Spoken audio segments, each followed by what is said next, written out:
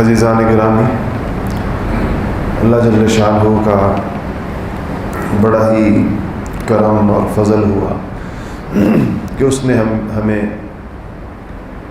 عافیت کے ساتھ اور سلامتی کے ساتھ رمضان المبارک عطا فرما دیا، اور الحمدللہ رمضان کی میں داخلہ ہو گیا سب کا۔ اس موقع پر اس نعمت کے احساس کے لیے یہ بات ضروری ہے کہ انسان سوچے کہ گزشتہ سال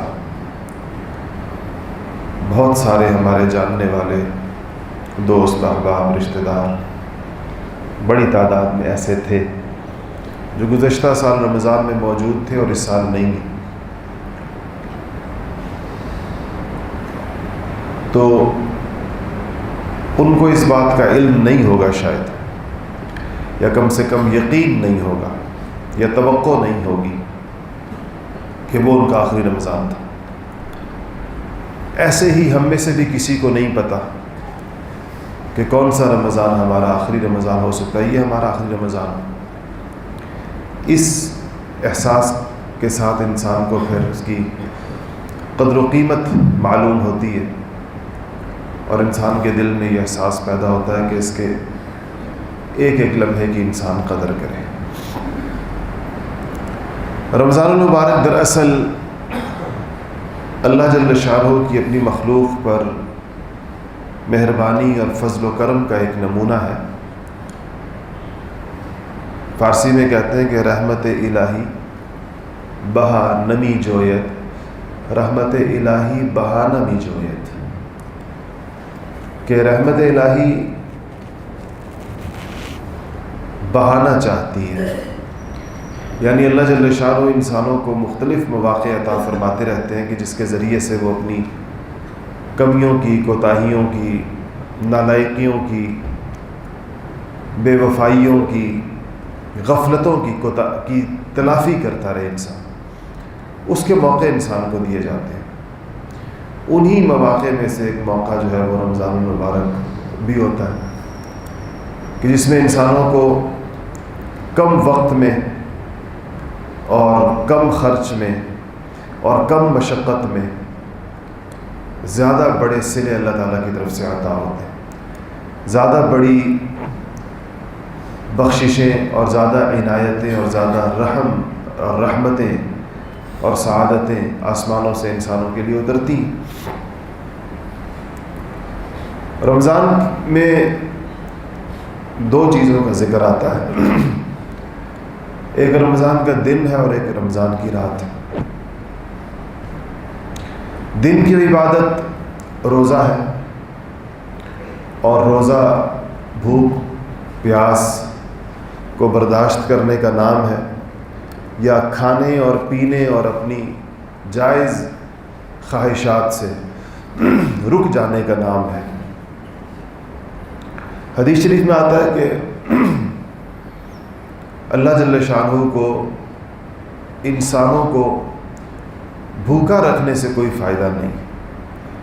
یہ ساری کائنات اللہ پاک نے انسان کے لیے بنائی ہے، اور اس کو شام اللہ کی نعمتوں کو استعمال کرتا ہے۔ تو یہ بات ہر بندے کے، ہر عقل مند انسان کے ذہن میں آتی ہے اور اس کو سمجھ میں آتی ہے کہ قدرت انسانوں کو چند گھنٹے کے لیے کھانے پینے سے روک دینے سے قدرت کو کیا فائدہ ہو سکتا ہے۔ یقیناً یہ کوئی مشق ہے، اور یقیناً یہ کوئی ٹریننگ ہے،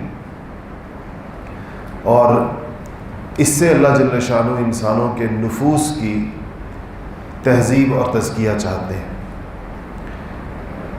ہمارا مسئلہ یہ ہے کہ ہمارے ہاں عبادت بھی جو ہے وہ عادت بن جاتی ہے، اور وہ بغیر سوچے سمجھے کی جا رہی ہوتی ہے، اس لیے پھر ہمیں اس کے نتائج حاصل نہیں ہو رہے ہوتے۔ سب سے زیادہ کثرت کے ساتھ جو عبادت کرنی ہوتی ہے انسان کو، آپ صرف اس کو لے لیجئے، جیسے نماز ہے، دن میں 5 نمازیں تو فرض ہیں، اس کے ساتھ آپ سنت موقدہ ملا لیں، اس کے ساتھ سنت غیر موقدہ ملا لیں، اس کے ساتھ آپ نوافل ملا لیں، تہجد کے، اشراق کے، چاشت کے، وبین کے، تو یہ اچھی خاصی مقدار بنتی ہے نمازوں کی. لیکن چونکہ ہم نماز سوچے سمجھے بغیر ایک خاص حرکات و سکنات کے ساتھ اور کچھ رٹے ہوئے کلمات کے ساتھ پڑھتے ہیں, کچھ چیزیں جو ہمیں زبانی یاد ہیں. آپ نے بہت دفعہ دیکھا ہوگا کہ انسان کو نماز میں رکعتوں کی تعداد بھول جاتی ہے, انسان کو نماز میں اس نے کون سی صورت پڑھی ہے یہ بات بھول جاتی ہے, انسان کو نماز میں تسبیحات کی تعداد, یہ سب ہمارے اندر ایک فیڈ شدہ پروگرام ہے جس کے تحت ہم لوگ کر رہے ہوتے ہیں. سبق رٹا ہوا ہے نماز کا جو اس میں پڑھنا ہے, اور حرکات و سکنات تو غیر اختیاری ہیں. وہ ایسی غیر اختیاری ہیں, اس کی مثال ایسے ہے کہ اگر آپ ڈرائیو کرتے ہیں یا کسی رستے پر چلنے کے عادی ہیں, ایک مخصوص رستہ آپ کا دفتر جانے کا یا گھر جانے کا یا بازار جانے کا, تو اگر کبھی آپ کو کسی اور جگہ بھی جانا پڑے اور آپ کا دھیان نہ ہو تو آپ اسی رستے پر چلے جاتے ہیں جس رستے پر آپ روز سفر کرتے ہیں, غیر اختیاری طور پر اسی رستے کو اختیار کرتے ہیں جو آپ کا روزانہ کا رستہ ہوگا. ایسے ہی نماز کی حرکات و سکنات غیر اختیاری طور پر انسان کو اس کے اوپر تو وہ چلتا رہتا ہے, اور اس کی پتہ اس طرح چلتا ہے کہ جب انسان غیر اختیاری طور پر کر رہا ہوتا ہے تو جیسے ہی اس کو یاد آتا ہے کہ وہ نماز پڑھ رہا ہے اور اس بے خودی کے عالم سے انسان باہر نکلتا ہے دوران نماز, تو اس کو رکعتوں کی تعداد بھول جاتی ہے, اس لیے کہ اب وہ شعور کی دنیا میں آیا, پچھلا جو کچھ اس نے پڑھا تھا وہ تو لاشعوری طور پر اس نے پڑھا, تو اس کو بھول جاتا ہے. حتیٰ کہ ہمارے حفاظ کرام جو قرآن سنا رہے ہوتے ہیں یہ بہت پختہ یاد ہوتا ہے چونکہ جن کو, تو یہ لاشعور سے پڑھ رہے ہوتے ہیں اور ان کو نہیں پتہ چلتا, یہ صفوں کے صفحے پڑھ جاتے ہیں, اس دوران ان کا دھیان نہیں ہوتا قرآن کی طرف. اچانک کوئی بات ایسی ہوتی ہے, کوئی شک پڑتا ہے یا کوئی چیز ہوتی ہے, ایک دم دھیان اپنے پڑھنے کی طرف جاتا ہے تو یہ بھول جاتے ہیں. حالانکہ اب یہ سوچ کر پڑھنے لگے ہوتے ہیں تو اس ٹائم بھول جاتے ہیں, جب تک بغیر سوچے پڑھ رہے ہوتے ہیں تو پڑھتے چلے جاتے ہیں. کئی صفحے کے صفحے اس طرح پڑھ سکتے ہیں کہ جس میں بعض اوقات ان کو یہ بھی نہیں پتہ ہوتا کہ ہم کہاں سے پڑھ رہے ہیں, لیکن بالکل صحیح پڑھ رہے ہیں. حافظ تو نیند کے اندر بھی جب قرآن پڑھتے ہیں تو صحیح پڑھتے ہیں اور صفوں کے صفحے نیند میں پڑھ لیتے ہیں. آپ جن پر ان دنوں رمضان میں تراویح سنانے کا بوجھ ہے, ان میں سے جو رات کو یہی جس وقت دن میں بھی سوتے ہیں تو چونکہ اسی فکر میں سوتے ہیں تو انسان جس فکر میں سوتا ہے تو خواب بھی اسی طرح کے آتے ہیں, تو اکثر یہ خواب میں بھی تراویح سنا رہے ہوتے ہیں اور اس میں قرآن بھی پڑھ رہے ہوتے ہیں, اور وہ بعض اوقات اونچی آواز سے پڑھتے ہیں اور صحیح پڑھ رہے ہوتے ہیں. آپ کسی کان لگا کے سنیں کسی حافظ کو اس دوران وہ صحیح قرآن پڑھ رہا ہوں. تو انسان میں اللہ پاک نے یہ چیزیں رکھی ہیں. لیکن اگر آپ کبھی اسی نماز کو دھیان کے ساتھ پڑھنے کی عادت, یا کم از کم کچھ نفل کبھی یا کوئی فرض دھیان کے ساتھ پڑھنے کا تجربہ کریں. دھیان کیا ہوتا ہے نماز کا؟ نماز کے دھیان کا آغاز یعنی صحیح نماز کا آغاز صحیح وضو سے ہوتا ہے, اور وضو انسان صحیح طریقے کے ساتھ کرے, کوئی جگہ اس کی خشک نہ رہ جائے, کم پانی استعمال کرے اس میں. اس کے بعد انسان جب نماز کے لیے کھڑا ہو تو اس کے آداب اور شرائط ساری پوری ہوں, اور خشوع قائم رکھنے کے لیے ایک اہم چیز یہ ہے کہ آپ کم سے کم اتنی آواز سے پڑھیں, سری نماز بھی, کہ آپ کے کان تک آواز ضرور آئے, آپ کے اپنے کان تک, ساتھ والے تک نہیں, اپنے کان تک. دیکھیں ہم جہری نمازوں میں حروف کی ادائیگی ضروری سمجھتے ہیں کیونکہ جہری نماز جو امام پڑھا رہا ہوتا ہے ظاہر والحمدللہ رب العالمین پورا پڑھتا ہے. سری نمازوں میں جو ہم خود پڑھ رہے ہوتے ہیں اس میں ہم حروف کی ادائیگی نہیں کرتے. بہت سے لوگ تصور کی دنیا میں نماز پڑھتے ہیں, یعنی وہ نماز کے الفاظ کو سوچ رہے ہوتے ہیں. یاد رکھیے گا کہ اس سے نماز نہیں ہوتی. نماز کے الفاظ کو سوچنے سے اور دل ہی دل میں اس کو دہرانے سے نماز نہیں ہوتی. نماز کے لیے الفاظ کا زبان سے ادا کرنا ضروری ہے, ہونٹوں سے اس کی ادائیگی ضروری ہے, اور ادائیگی اسی طرح جس طرح کے عربی کے حروف ادا کرنے چاہیے. یعنی آپ سری نمازی پڑھ رہے ہیں تو اس کے اندر ہا کو اور قاف کو اور صاد کو اور عین کو, ان کی ادائیگی اپنے مخارج سے جہاں سے یہ ادا ہوتے ہیں وہاں سے اس کی ادائیگی ضروری ہے. آپ اس طریقے کے ساتھ نماز پڑھ کے دیکھیں جس میں تسبیحات کو بھی اسی طرح پڑھیں, سبحان ربی العظیم کو, سبحان ربی الاعلیٰ کو, التحیات کو, کہ جس میں آپ پورے حروف صحیح طریقے کے ساتھ ادا کریں اور اس طریقے سے ادا کریں جیسے عربی حروف ادا کرنے چاہیے, اور اتنی اس میں آواز ضرور ہو کہ آپ کو آپ کے کانوں تک اپنے حروف آ رہے ہوں، آپ سمجھ رہے ہوں کہ میں یہ حرف پڑھ رہا ہوں اور اب میں یہ حرف پڑھ رہا ہوں، اب میں یہ لفظ پڑھ رہا ہوں، یہ لفظ پڑھ رہا ہوں، تو آپ محسوس کریں گے کہ اس نماز کی کیفیت میں اور یہ جو ہم بغیر سوچے سمجھے نماز پڑھتے ہیں اسی کیفیت میں بہت زیادہ فرق ہوگا۔ ایسے ہی روزہ ہے، روزے میں جب انسان کو ہر وقت اس بات کا احساس رہتا ہے کہ اس وقت میں اللہ جل شانہ کی طرف سے ایک خاص مشق کے دوران ہوں، ایک ٹریننگ میری چل رہی ہے، مجھے اس میں جب جائز چیزوں سے روک دیا گیا ہے، یعنی کھانا پینا جو جائز تھا حلال کھانے پینے سے مجھے روک دیا ہے، تو اس وقت حرام سے روکنے کی کتنی زیادہ تاکید ہوگی، کیونکہ یہ حلال سے روکنا تو مشق ہے اس بات کی کہ جو انسان حلال سے رکنے کی جس کی عادت بن جائے گی اس کو حرام سے رکنا اس کے لیے آسان ہو جائے گا۔ یہ مشق دراصل اس کام کے لیے کرائی جا رہی ہے، اسی لیے اس حلال سے رکنے کی مدت متعین ہے، دن میں گھنٹے متعین ہیں اور سال میں دن متعین ہے کہ صرف اللہ پاک نے ایک مہینہ رکھا ہے رمضان کا اس کام کے لیے۔ تو یہ اصل مشق ہے ہماری حرام سے رکنے کی۔ اب اس بندے کو رمضان کا فائدہ نہیں ہوتا جو حلال سے تو بظاہر رک رہا ہے اور روزے کے دوران بھی حرام سے نہیں رک رہا، تو وہ روزے کے بعد حرام سے کیسے رکے گا جس کے لیے پورا رمضان اس کو مشق کرائی گئی ہے کہ دوران رمضان کو حرام سے نہیں رک رہا اور دوران رمضان وہ گناہوں سے نہیں بچ رہا، تو یہ مشق تو کی گئی ہے گناہوں سے بچانے کے لیے، رمضان کے بعد پورے 11 مہینے کیسے وہ رکے گا؟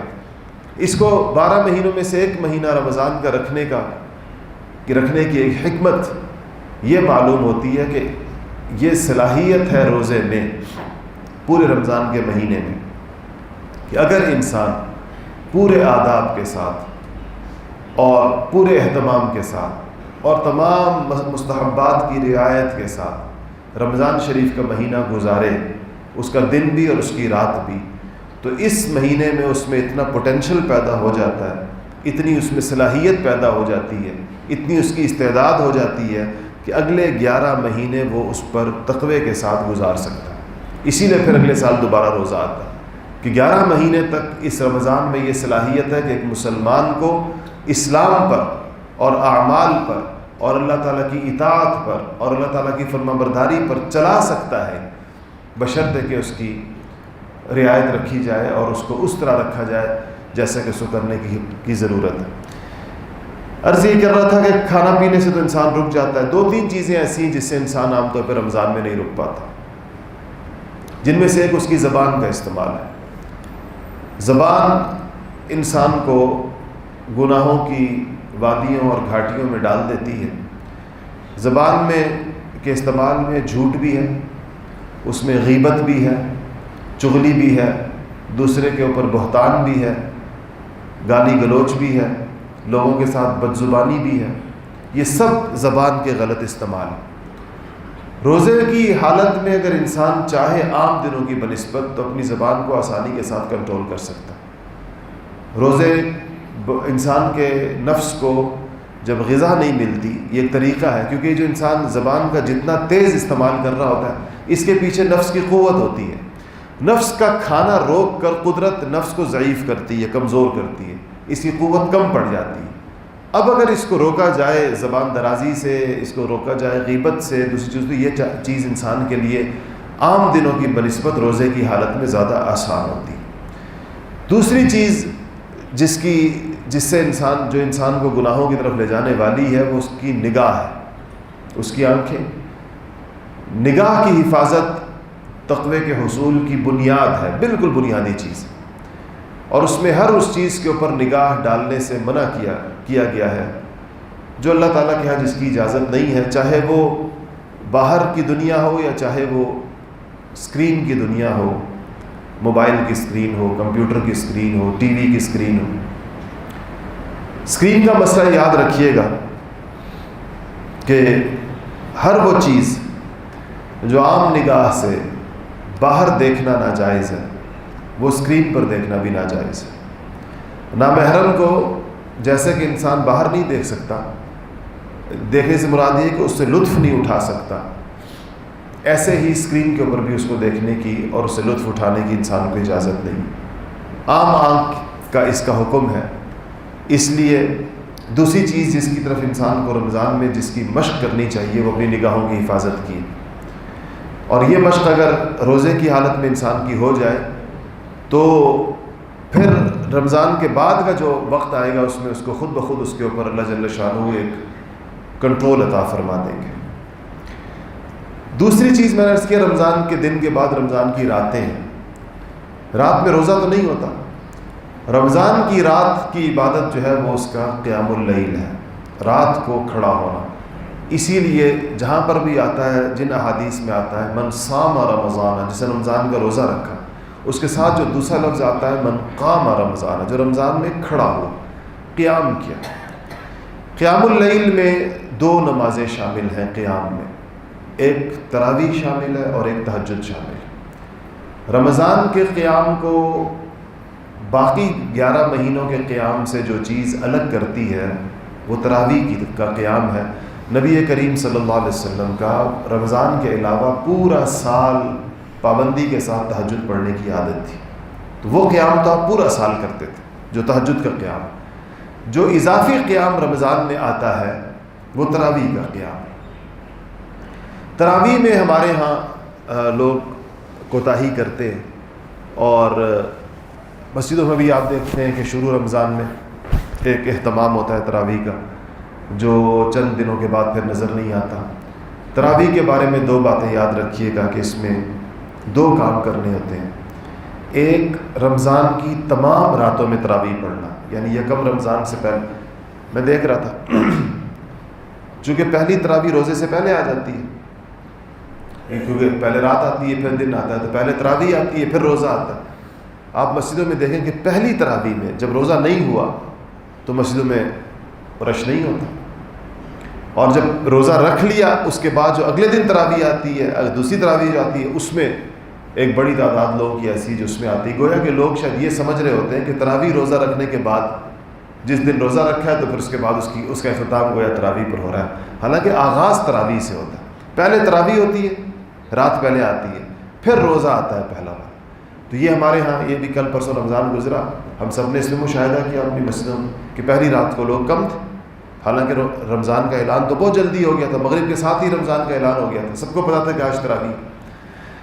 تو ایک تو تراویح ہر رات کی ہے، ایک اس کی سنت یہ ہے کہ وہ پورے رمضان میں پڑھی جائے گی. دوسری سنت یہ ہے کہ تراویح میں ایک قرآن پورا سنا جائے، ایک پورا قرآن الف لام میم سے لے کے والناس تک پورے اہتمام کے ساتھ اس کا کوئی حصہ نہ رہے. یہ اسی صورت میں ممکن ہے کہ آپ کسی ایک جگہ تراویح پڑھیں. یہ نہیں کہ 4 نمازیں کہیں پڑھی، 3 کہیں پڑھی، 2 کہیں پڑھی، 5 کہیں پڑھی، تو ظاہر آپ کو قرآن پورا نہیں ہو سکے. بہت سے لوگ اس طرح بھی کرتے ہیں. کسی ایک جگہ تراویح ایسے پڑھیں پورے اہتمام کے ساتھ کہ آپ کے 30 سپارے پورے کے پورے. اور تیسری چیز یہ ہے کہ اپنی رکعتوں کو بھی مکمل کریں. 20 رکعت تراویح سے پہلے لوگ بعض اوقات مسجدوں سے جاتے ہیں. تو رمضان کا مہینہ ہے، انسان تھوڑی دیر اگر کھڑا ہو 1.25 گھنٹہ لگ جاتا ہے، 1.5 گھنٹہ لگ جاتا ہے. لیکن یہ مہینے میں صرف 3 وہ ہیں ایام معدودات، گنے چنے دن، یہ نہیں کہ بہت لمبا چوڑا دن. تو اس کا اہتمام کرنا چاہیے. ایک چیز اور جس کا اہتمام بہت زیادہ ضروری ہے اور اس میں بہت ہی زیادہ کوتاہی ہے، وہ ہے سحری اور افطاری کے صحیح وقت کا معلوم نہ ہونا. اب کیا مشکل ہے آج کل کے دور میں جب گھڑیاں آ گئی ہیں اور بہت صحیح نقشے بنے ہوئے ہیں. تو آپ کے پاس ایک نقشہ آپ کے موبائل میں، صحیح نقشہ آپ کے گھر میں، آپ کے کچن میں، آپ کے فریج پر، جہاں پر آپ کھانا کھاتے ہیں اس کمرے میں ایک صحیح نقشہ آپ کے پاس اوقات کا موجود ہونا چاہیے. بدقسمتی سے ہماری مساجد میں مجھے بڑی حیرت ہوتی ہے، کل بھی ہم دیکھ رہے تھے افطار کے وقت سے 3 منٹ پہلے اذانیں شروع ہو گئی اور سائرن شروع ہو گئے. خدا جانے یہ کون سی کہاں پر ہوتے ہیں کہ نظام، کون لوگ ہوتے ہیں جو مسجدوں میں جا کے اس غیر ذمہ داری کے ساتھ سائرن بجاتے ہیں. کتنے لوگ ان کی وجہ سے روزے افطار کر دیتے ہیں اور کتنے لوگ اس کی وجہ سے جو ہے وہ ان کے روزے خراب ہو جاتے ہیں. اس قدر غیر ذمہ داری کہ انسان حیران ہوتا ہے کہ سب سے اہم ترین چیز یہ ہے کہ افطار سے 1 منٹ پہلے بھی اگر آپ نے افطار کر لیا تو آپ کا روزہ خراب ہو گیا، ختم ہو گیا آپ کا روزہ، 1 منٹ پہلے بھی اگر کی. تو یہ مجھے دائیں بائیں کی آوازیں آئیں، آج بھی آئیں، کل بھی ہم نے دیکھا کہ ہمارے ہاں افطار کا جو وقت ہے جو نقشے کے اندر، ظاہر بات ہے اس میں احتیاط کے 1-2 منٹ ڈالے جاتے ہیں اور یہ احتیاط کرنی چاہیے، لیکن سب سے پہلے آپ کے پاس ایک مستند نقشہ ہونا چاہیے. نقشوں میں بھی لوگ، وہ دکاندار بھی نقشے چھاپ رہے ہوتے ہیں، کمپنیاں بھی نقشے چھاپ رہی ہوتی ہیں، اور وہ بغیر کسی اہتمام کے. نقشے میں غلطیاں کیا ہوتی ہیں؟ اول تو نقشہ اس علاقے کا ہونا چاہیے جس علاقے میں آپ رہ رہے ہیں. اس میں لوگ غلطی کرتے ہیں، آس پاس پڑوس کے علاقوں کے یا دور کے علاقوں کا نقشہ اسی علاقے کا سمجھ کے چھاپ دیا کسی نے، 10,000 کی تعداد میں چھاپ دیا، وہ دھڑا دھڑ تقسیم ہو گیا، ہر ایک کے پاس پہنچ گیا. اب لوگ اس کے مطابق کھول رہے ہیں اور وہ ان کے علاقے کا نقشہ ہی نہیں، اس میں کئی منٹ کا فرق ہوتا ہے بعضوں کا. تو ایک تو صحیح نقشہ، یہ آپ کی ذمہ داری ہے، رمضان کے اہتمام میں داخل ہے یہ چیز کہ آپ سب سے پہلے ایک درست نقشہ. اسی لیے میں نے یہاں تراویح کی نماز کے بعد اپنی مسجد میں ایک نقشہ تقسیم کروایا، ساتھیوں کو سب کو دیا کہ آپ لوگ اس کو اپنے سامنے رکھیں. اس میں سحری کا وقت بھی بہت اہتمام کے ساتھ. یہ بات میں یہاں بار بار آپ سے عرض کرتا ہوں کہ سحری ختم ہونے کے لیے اذان کا انتظار نہ کیا کریں. اذان سحری کا وقت ختم ہونے کے 6-7 منٹ بعد دی جاتی ہے، جو صحیح اذان ہوتی ہے. بعض لوگ جلدی دیتے ہیں اور صحیح نہیں کرتے، کیونکہ سحری میں ہم بند کرنے میں کچھ منٹ احتیاط کے رکھے جاتے ہیں، 2 سے 3 منٹ. تو ظاہر بات ہے کہ جب سحری کا وقت ختم ہوا تو اس کا مطلب ہے کہ اب وہ احتیاطی وقت شروع ہو گیا. اس احتیاطی وقت میں اذان نہیں دی جاتی. اگر وہ اذان دی تو وقت سے پہلے سمجھی جائے گی. اذان دی جائے گی جب پورے یقین کے ساتھ فجر کا وقت داخل ہو جائے گا، اس وقت اذان فجر، کیونکہ اذان نماز کے وقت میں دی جاتی ہے. جب نماز کا وقت داخل ہوتا ہے تو اذان. اب ہم یہ تو نہیں کر سکتے نا کہ ابھی سے عصر کی اذان دے دیں، ظاہر بات عصر کا وقت داخل ہوگا تو عصر کی اذان دی جائے گی.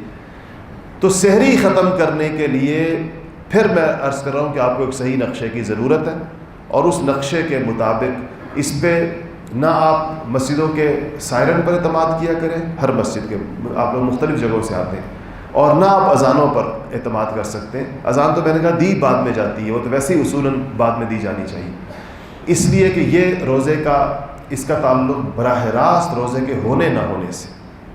اب دیکھیں روزے میں اگر کسی نے جھوٹ بول دیا، روزے میں کسی نے کوئی اور ایسا گناہ کر دیا جس سے روزہ ٹوٹتا نہیں ہے، تو اس کا روزہ تو ہو جاتا ہے نا کم سے کم. ان چیزوں کی وجہ سے تو روزہ ہی نہیں ہوتا انسان، سرے سے روزہ ہوتا ہی نہیں انسان.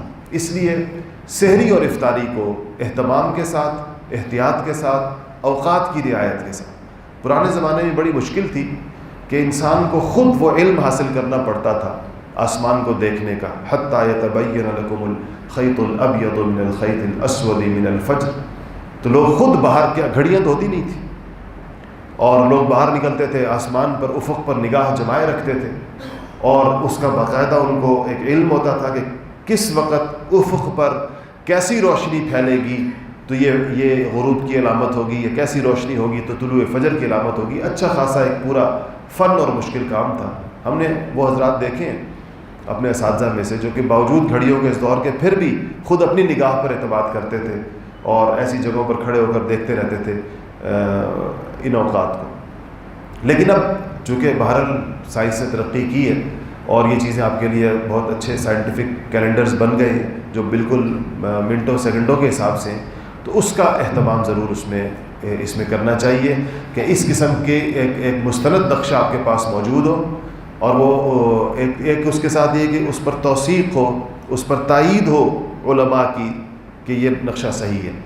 دوسری بات یہ کہ وہ آپ کے علاقے کا ہو، اور تیسری بات یہ کہ پھر آپ اس کو سحری اور افطاری میں اور اپنی مسجدوں میں بھی دیکھا کریں. اگر آپ دیکھیں کہ وقت سے پہلے اذان ہوئی ہے، سائرن ہوئی ہے، تو جا کر مولوی صاحب کو یا مؤذن صاحب کو یا مسجد میں کوئی اور حاجی صاحب ہوں گے، کوئی ہوں گے.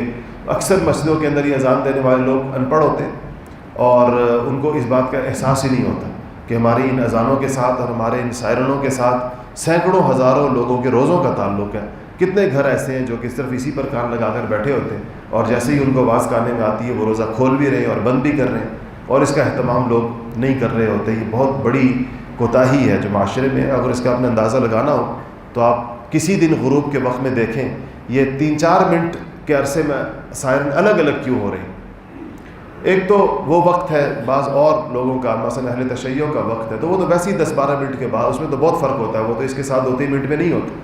یہ جو 2-3-4 منٹ کے اندر سائرنوں کا فرق ہوتا ہے یہ اسی وجہ سے ہوتا ہے کہ نقشے لوگوں کے پاس درست نہیں ہوتے. کسی کے پاس کوئی ہے, کسی کے پاس کوئی ہے, کسی کے پاس کوئی, یا بعض اوقات اس کا پورا اہتمام نہیں. کسی کی آواز سنی تو باقیوں نے بھی شروع کر دیا اس کے ساتھ. ایک چیز اور جو رمضان میں اس اہتمام کے بعد, جب آپ کے پاس اپنے اوقات کے صبح اور شام کے اوقات کے اہتمام کے بعد, ایک چیز اور جس کی طرف عام طور پر کوتاہی معاشرے میں دیکھنے میں آتی ہے. دیکھیں, کوتاہی کا ذکر اس پر کیا جا رہا ہوتا ہے کہ جو چیزیں عام معاشرے میں مروج ہو جاتی ہیں آہستہ آہستہ, وہ یہ ہے کہ جن چیزوں سے روزہ ٹوٹتا ہے اور جن چیزوں سے نہیں ٹوٹتا, یہ فرض علم کے درجے کی چیزیں. ایک انسان کو معلوم ہونا چاہیے کہ کن چیزوں سے اس کا روزہ ٹوٹتا ہے اور کن چیزوں سے نہیں. دوائیوں میں بعض مسئلے, کسی کو انہیلر لینا پڑ رہا ہوتا ہے, کسی کے اور مسائل ہوتے ہیں, کسی کو ٹیکا لگوانا پڑ جاتا ہے, کسی کو ڈرپ لگوانی پڑ جاتی ہے. یہ سارے وہ مسائل ہیں جس کے ساتھ روزے کے ٹوٹنے اور نہ ٹوٹنے کے تعلق ہیں. یہ بات یاد رکھیے گا کہ روزہ نہ رکھنے والا, یا روزے میں دو چیزیں ہوتی ہیں ٹوٹنے کی صورت میں. یہ بھی ایک ایسی عام کوتاہی ہے جو لوگوں کو بہت کم لوگ ایسے ہوتے ہیں جن کو اس کا صحیح علم ہوتا ہے. ایک روزے کی قضا ہے اور ایک روزے کا کفارہ ہے. ایک روزے کی قضا ہے, ایک روزے کا کفارہ ہے. دونوں میں زمین آسمان کا فرق ہے. بعض صورتوں میں قضا واجب ہوتی ہے ٹوٹنے کی صورت میں, بعض صورتوں میں کفارہ واجب ہوتا ہے. قضا ایک روزے کے بدلہ ایک روزہ رکھنے کو قضا کہا جاتا ہے, اور کفارہ ایک روزے کے بدلے 2 مہینے لگاتار روزہ رکھنے کو کفارہ کہا جاتا ہے. اب بعض اوقات انسان پر آیا ہوا کفارہ ہوتا ہے اور وہ سمجھ رہا ہوتا ہے کہ قضا ہے میرے اوپر, اور بعض اوقات اس کا عکس بھی ہو سکتا ہے کہ اس پر آئی قضا ہے اور وہ سمجھ رہا ہے میرے اوپر کفارہ ہے. جس شخص نے روزہ جان بوجھ کر توڑ دیا, جس نے روزہ جان بوجھ کر توڑ دیا, اس پر کفارہ آتا ہے, روزے کا کفارہ. اور کفارہ کہتے ہیں 2 مہینے لگاتار روزہ رکھنے. اگر 59 دن بھی آپ نے روزہ رکھا, 59 دن, اور پھر بیمار ہو گئے اور 60واں روزہ نہیں رکھ سکے کفارے کا, تو پھر دوبارہ 60 روزے رکھنے ہوں گے لگاتار. کفارے کے درمیان کوئی روزہ مس نہیں کیا جا سکتا, بہر صورت وہ 2 مہینے متواتر ہوں گے. اب یہ کفارے کا علم پورے طور پر نہیں ہوتا بہت دفعہ لوگوں کو, اور ان کو اس کا, اسی طرح قضا جو ہے وہ تو ایک روزے کے بدلے میں ایک روزہ رکھنے کو کہتے ہیں, جو کہ یقیناً ظاہر بات ہے کہ بہت زیادہ آسان ہے. یہ وہ فرض علم ہے جس کے نہ جاننے کا عذر اللہ کے سامنے نہیں پیش کیا جا سکے گا. مسلمانوں پر علم کی ایک مقدار ہے جس کو فرض کہا گیا ہے, کہ جس پر یہ عذر نہیں چلے گا اللہ کے سامنے کہ مجھے مسئلہ نہیں پتہ تھا. یہ مسئلہ پتہ ہونا انسان کو لازم ہے, جیسے نماز کے مسائل, جیسے روزے کے مسائل, جیسے زکوٰۃ کے ضروری مسائل. یہ وہ چیزیں جو انسان پر جب فرض ہیں, جو چیز انسان پر فرض ہے اس کا ضروری علم بھی انسان پر فرض ہے, ضروری. نہیں تو پھر اس کا مسئلہ دریافت کرنا انسان پر فرض ہے, کہ اگر اس کو ایسی کہ ظاہر بات ہے سارا علم تو ہر بندہ نہیں حاصل کر سکتا, اس میں بہت ساری سچویشنز ہو سکتی ہیں, بہت ساری اس میں مختلف نوعیتیں ہو سکتی ہیں, تو پھر اس کا درست مسئلہ معلوم کرنا. اور دیکھیں, مسئلہ معلوم کرنے میں اللہ تعالیٰ نے عام آدمی کے لیے کتنی بڑی سہولت رکھی ہے کہ وہ صحیح آدمی سے, اہل آدمی سے, ظاہر بات ہے جیسے دنیا میں ہمیں دنیا کے کاموں کے لیے اہل لوگ مل جاتے ہیں, تو دین کے کاموں کے لیے کیوں نہیں ملتے؟ ہمیں ڈاکٹر صحیح مل جاتا ہے بیمار ہو, مقدمہ ہمارے اوپر آ جائے تو ہمیں صحیح وکیل مل جاتا ہے, گھر بنانا ہو تو ہمیں صحیح انجینئر مل جاتا ہے. یہ سب لوگ ہم ڈھونڈ لیتے ہیں, تو مسئلہ پوچھنے کے لیے ہمیں صحیح لوگ کیوں نہیں ملتے؟ اس لیے کہ اس کی اہمیت نہیں ہے ہماری نگاہ میں. مسئلہ ہر جس کی دیکھیں ذرا داڑھی لمبی ہے یا اس نے سر پہ ٹوپی رکھی ہے, ہم اسے مسئلے پوچھنا شروع کر دیتے ہیں, حالانکہ وہ بیچارہ بعض اوقات ہم سے بھی بڑا جاہل ہوتا ہے. تو مسئلہ پوچھنے کے لیے انسان کو سب سے پہلے درست اہل علم سے پوچھنا چاہیے. اگر ان سے مسئلہ بتانے میں غلطی ہو گئی, جو ہو سکتی ہے, وہ بھی انسان ہے, پیغمبر تو نہیں, تو اگر ان سے غلطی ہو گئی تو اس کا دوش اور اس کا گناہ پوچھنے والے پر نہیں. پوچھنے والے سے پھر اس سے جو ہے وہ گناہ اللہ پاک اٹھا, کیونکہ اس کے بس میں یہی تھا, اس کو مسئلہ نہیں معلوم تھا, اس نے جا کے کسی صاحب علم سے پوچھا, اس نے بتانے میں غلطی کر دی, تو اس کا پوچھنے والے سے اللہ تعالیٰ اس کی باز پرس نہیں کریں گے. اس لیے اس کا بھی اہتمام کریں کہ روزے کے مسائل ہوں یا زکوٰۃ کے. آج میں نے کچھ زکوٰۃ کے مسئلے بتانے تھے, لیکن وقت نہیں رہا، ختم ہو گیا. تو زکوٰۃ کے مسئلے ہوں، روزے کے مسئلے ہوں، یہ دارالافتاؤں سے جا کے، ہر بڑے مدرسے کے ساتھ ایک دارالافتاء ہوتا ہے جہاں پر مفتیان کرام بیٹھتے ہیں، اور ان کو جا کر اپنی دو چیزیں اور میں عرض کروں. ہم سے آپ لوگ چلتے ہوئے مسئلے پوچھتے ہیں، یہاں سے جوتوں کی جگہ پر ہم جائیں تو کوئی مسئلہ پوچھ رہا ہے، کوئی گاڑی کے اوپر بیٹھ رہے ہیں تو مسئلہ پوچھ رہے ہیں. یہ مسئلے اس طرح نہیں پوچھے جاتے. آپ لوگ کبھی ڈاکٹروں سے اس طرح نسخے لکھواتے ہیں چلتے پھرتے ہوئے، یا کسی وکیل سے اس طرح مشورہ کرتے ہیں جاتے ہوئے، کبھی کوئی جا رہا ہے تو اسے پوچھیں جی مجھے پھانسی ہو گئی ہے تو بتائیں میرے لیے کیا مسئلہ کیا ہے میرا، یہ فلانے کو ہو گئی ہے. تو جس طرح ان مسئلوں کو سنجیدگی کے ساتھ لیا جاتا ہے، جا کے دارالافتاء میں جائیں. ہر بندہ ہر وقت اتنا حاضر دماغی کے ساتھ نہیں ہوتا کہ پیچیدہ مسئلے، ایسے ایسے پیچیدہ مسئلے ہوتے ہیں اور وہ رستے میں سر راہ یا میسیج کے اوپر لوگ پوچھ رہے ہوتے ہیں، جیسے کہ اگلا بندہ کوئی فوراً اب بیٹھ کر حساب کتاب شروع کر دے گا. آپ کا ایک صاحب کا میسیج آئے گا کہ جی میری فلانی بندی فوت ہو گئی ہیں، اس کے فلانے فلانے فلانے فلانے فلانے 500 وارثوں کے نام ہیں، اب بتائیں میراث کیسے تقسیم کرنی ہے. بھی چاہتے ہیں یہ مجھے گھر بیٹھے ہوئے میرے کمبل کے اندر یہ مسئلہ جو ہے نا مجھے بتا دیجیے، مجھے دارالافتاء جا کر پوچھنا نہ پڑے، پوری صورتحال نہ بتانی پڑے. تو مسئلے جا کے دارالافتاء میں پوچھنے چاہیے جہاں مفتیان کرام بیٹھے ہوئے ہوتے ہیں اسی کام کے لیے، اور اپنا مسئلہ لکھ کر لے کر جائیں. اور اگر ذرا بھی مسئلے میں پیچیدگی ہے تو اس کا لکھا ہوا، میراث کے مسئلے ہیں، طلاق کے مسئلے ہیں، ہم روزمرہ پیش آ رہے ہیں، اور اس میں لکھ کر جائیں اور لکھ کر اس کا جواب وصول کریں. طلاق کے مسائل کے اندر بہت زیادہ پیچیدگی ہے، لوگ اپنی زبانوں سے مختلف الفاظ نکالتے رہتے ہیں، اس کے بعد پھر نہ ان کو لفظ یاد رہتا ہے، ہر لفظ کا حکم مختلف ہوتا ہے. اس لیے اس کو لکھ کر مفتی کو دیں کہ جی میرے منہ سے یہ لفظ نکلا ہے یا فلانے کے منہ سے یہ لفظ نکلا ہے. لکھا ہوا لفظ ہوگا تو وہ اس کے اوپر صحیح. اگر ہمیں زبانی کا تجربہ ہے اس بات کا، ایک بندے سے پوچھو کہ کیا کہا تم نے تو ایک لفظ کہتا ہے. اب ہم نے مسئلہ دیکھنا شروع کیا، اس دوران اس نے اپنا بیان بدل دیا، نہیں مجھ سے میرا خیال ہے میں نے شاید یہ کہا تھا، یا شاید میں نے یہ کہا تھا. ان سارے شاید کی صورتوں میں مسئلے کی نوعیت مختلف ہوتی، اس لیے اس کو سنجیدگی کے ساتھ جا کر دینی مسائل پوری سنجیدگی کے ساتھ معلوم کرنے چاہیے، خاص طور پر جن کا تعلق حلال و حرام سے یا جائز ناجائز سے ہو. اللہ جل شانہ ہمیں عمل کی توفیق نصیب فرمائے. ایک بات یہ ہے کہ ہمارے یہاں آپ کو جس طرح پتہ ہے کہ ذکر کی مجلس ہفتے کے دن شام کو ہوتی ہے، مغرب کے بعد پورا سال ہوتی ہے الحمدللہ. تو چونکہ اب جمعہ رمضان ہے، مغرب کے بعد جو ہے وہ لوگوں نے افطاری وغیرہ کرنی ہوتی ہے، تو مغرب کے بعد نہیں ہوگی، تو اس لیے وہ ذکر مجلس جو ہے وہ ابھی جمعے کی نماز کے بعد سنتوں کے بعد ہوگی. اس میں جو شرکت کرنا چاہیں تو بیٹھ سکتے ہیں سنتوں کے بعد انشاءاللہ.